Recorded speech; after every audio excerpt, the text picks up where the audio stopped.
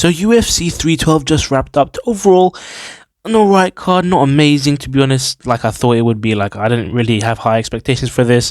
A lot of decisions, a lot of lackluster fights, but obviously main card was pretty decent. I'm gonna just quickly go through some fights which I want to talk about.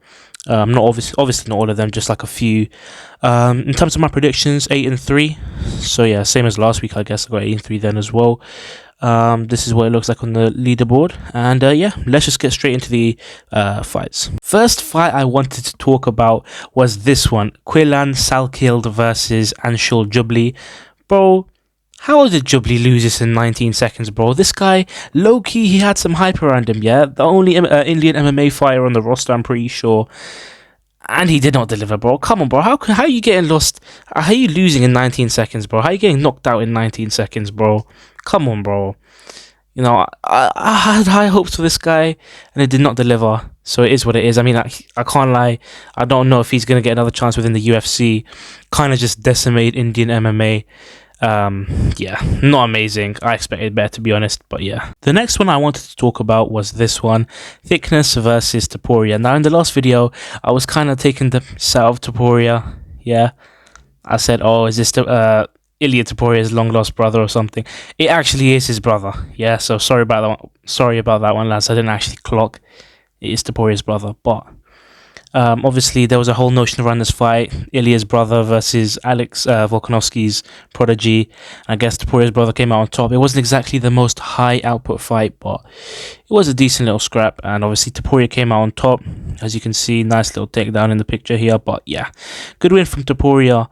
But yeah, I mean, I think he could have been a little bit more high output. It is what it is, though, I guess. Next fight was Wang Kong versus Bruna Brazil. Bro, you might know this card was bad when I'm talking about a women's fight over all the bloody men's fights. Anyway, the only reason I'm talking about this one is because obviously Wang Kong, she was a big prospect, and then she got knocked down in her last fight, but you know, very, very decent striker.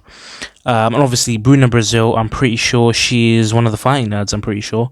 Not too sure about that, but yeah, I mean, that's one of the reasons why I was kind of interested in this fight.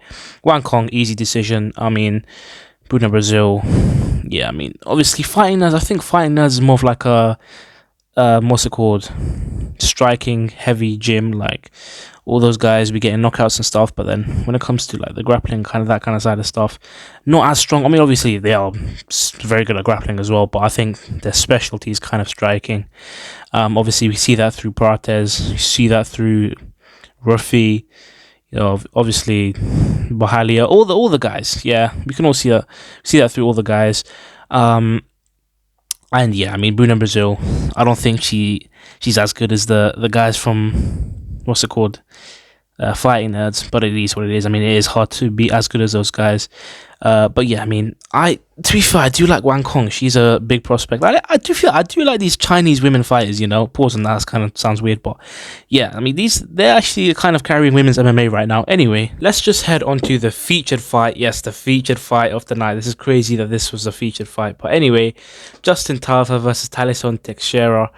And yeah, I mean, it was kind of obvious who was going to win. I mean, I picked Teixeira. As soon as I saw this guy's height and his build, I mean, obviously he doesn't really exactly have the best build, but doesn't have the Justin Tafa build, let me tell you that. Obviously undefeated guy, 6'7", yeah, long reach. He knocked him out 35 seconds, done. I don't know, so I think some people were saying early stoppage, bro. That give it a rest, man. That was not an early stoppage. I think give him a shot at the rankings, you know, low key, man. These guys, you know, these kind of guys who are tall and like not fat, especially within the heavyweight division, is kind of rare to see. So I think, you know, I think you can give him a shot at the rankings already. If not, give him someone that's, you know, outside the rankings, but only if you can win that, only one more fight. If he does fight someone in the rankings though, I would say give him a Jonata Diniz or a Dontel Mays. Maybe Dontel Mays. I think that would be a good fight because I think he's kind of a bigger name than Diniz. But yeah, that is a fight I would like to see. Big up to Teixeira, and yeah, good win. Also, I just forgot to say, Justin Tafa, bro, cut this guy from the UFC. Both the Tafa brothers, Justin Tafa and Junior Tafa, biggest crybabies in the bloody UFC game. Get them the hell out of the UFC. How are you? Listen, I'm gonna come out with a video about this in a few days. Yeah, how are you cutting? What's his name? Jairzinho Rosenstruik, but you're keeping the Tafa brothers in the UFC. That is insane. I'm like gobsmacked that they cut Jairzinho Rosenstruik. But yeah, anyway, I'll talk about that at a later date. Anyway, next up was the co-main event. Oh my days, Weili Zhang looked good, bro. Yeah, bro, she's genuinely one of the like best women fighters probably in the world right now. I think she should be pound for pound number one for the women's MMA, bro. First round, obviously, you know, she kind of got took down and controlled during that round. So that first round did definitely go to Tatiana Suarez. But then after that, bro, like genuinely, Zhang Weili was just beating her everywhere. She was taking her down. She had some nice trips, obviously some nice kicks. Like, bro, all around her striking was very, very decent. All around, just an amazing performance from rounds 2 to 5 for Zhang Weili. Obviously, that first round, I mean, it's, to be fair, it's actually pretty good to see that Tatiana got that first round, because it shows that Zhang Weili's like spirit is not broken, and also that she can kind of respond to adversity within fights. Do you get what I'm saying? But I mean, what's next for them? Zhang Weili, bro, she has to get a shot at the flyweight champion if she wants. That's what I would do. Valentina Shevchenko versus Zhang Weili. I think that would be the biggest fight you actually can make within women's MMA. I mean, they're both quite old now. Zhang Weili's like 35. Valentina Shevchenko's like 36. Something like that. But yeah, I mean, if she doesn't want to go up, I would say maybe defend against Jandiroba. I'm not sure if there's any other like real contenders apart from her. Maybe in the future, the Mackenzie Dern. Depends how long Weili's out for. But yeah, I mean, for Tatiana Suarez, bro, I don't. You know what? Maybe a fight with Mackenzie Dern. Actually, that would be a good fight. I would like to see that. Maybe Tatiana Suarez versus Mackenzie Dern next. I think Mackenzie Dern does deserve that fight. And obviously, winner gets maybe a title shot. I mean, I don't know if Tatiana Suarez wins, I don't know if she'll get a title shot. But certainly, if Mackenzie Dern wins that fight, she should get a title shot. But yeah, I mean, for the champion, I think she should go up and try and get the second belt. If not, just defend against Jandiroba. Anyway, amazing performance from Zhang Weili for sure. And finally, of course, the main event: Dricus du Plessis versus Sean Strickland. Yeah, I mean, what can I say? It was a very dominant performance from Dricus du Plessis. Two of the judges gave it 50-45. The other judge gave it 49-46. All for Dricus du Plessis. Yeah, I mean, what can I say? Dricus du Plessis beat Sean Strickland everywhere. I mean, I thought he was going to have a more wrestling-heavy approach. I guess he didn't. I mean, he did land one takedown near the end of one of the rounds, but apart from that, it was mostly just on the feet. You know, as they say, he beat Strickland at his own game. He's just a very awkward fighter to, you know, go against. And one thing I noticed as well, which he drastically improved from this fight, from the last fight, was his kicks, man. This guy, he has some like crazy, like, I don't know. He seems like, look, when I see this guy, he seems like the type of guy that can't kick properly. Yeah, I can't lie. The way he's just built, he's very like stocky, and like I feel like he's like not flexible enough. But then I'm watching this guy fight, and this guy's hitting some crazy head kicks, and he landed like 4 or 5 on Sean Strickland over the fight. I think them brothers call it the question mark kick. Damn, bro, like he hit that on Strickland literally 4 or 5 times, and obviously third round or fourth round, I think it was the fourth round, broke Strickland's nose badly.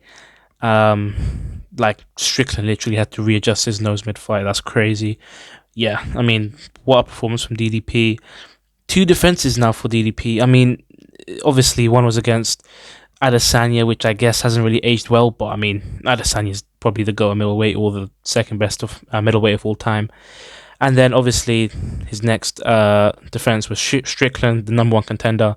What can I say, man? This guy has really gone against the best, beaten the best. Obviously, not forgetting the fact that he knocked out Whitaker, like a year ago. Anyway, yeah. What's next? Dricus du Plessis. He was calling out Adesanya, not a good move. I think he should have just talked to Chimaev. Chimaev does deserve the shot next. Imamov or Chimaev, that's the main argument right now. Give it to Chimaev, bro. I mean, Imamov, he can have it after, or he can have a fight in the meantime if he wants. But yeah, I mean, Chimaev has to be next for a shot. This guy is just so marketable, so much aura, genuinely. Came back after like a year and just first round broke Whittaker's face, bro. That's crazy. Yeah, Chimaev's next, and I do think Chimaev will win that fight. I can't lie, but obviously you never know what will happen. And then obviously Strickland, he's got a lot of options here. He could fight Caio Borralho. He could fight Israel Adesanya. He could fight Robert Whittaker, or he could fight Imamov. I don't think he should fight Imamov. I think it is between Adesanya, Whittaker, or Borralho. I don't think Adesanya is going to fight again, I can't lie. Or even if he does, in a long time. Yeah, so it's between Whittaker and Borralho for Strickland. I would say run a Whittaker versus Strickland, you know. We've always wanted this fight. I don't know why we've never seen it, but yeah. I mean, you know, that would be a banging matchup, I'm sure. I can't lie, yeah, I do think it would go the distance, but yeah, I think it would be an amazing clash of styles. I guess we'll see what happens. But yeah, that's about it for the main event. So there it is, UFC 312. You guys let me know in the comment section down below what you guys thought of the event. Comment, like, share, subscribe. And yeah, I'll see you guys next time. Safe.